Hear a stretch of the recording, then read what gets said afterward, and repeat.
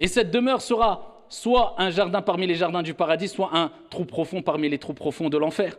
Le prophète dit, il y a 3 choses qui te suivront, tes biens, ta famille et tes bonnes actions. Ou mauvaises actions, tes actions. Il dit, 2 retourneront, tes biens, même la porte de chez toi, tu ne la prendras pas avec toi. Même la clé de chez toi, tu ne pourras pas la prendre avec toi.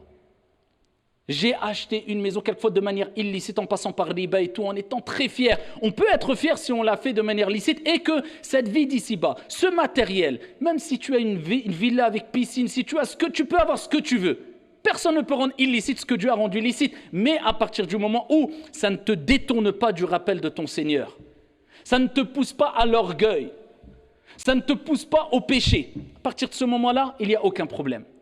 Mais des gens qui sont prêts à transgresser tout pour avoir des grandes demeures, ils pensent que c'est l'objectif suprême. Pensez-vous qu'ils ont pu prendre avec eux ne serait-ce que la clé de chez eux? Les biens repartent, le prophète a dit.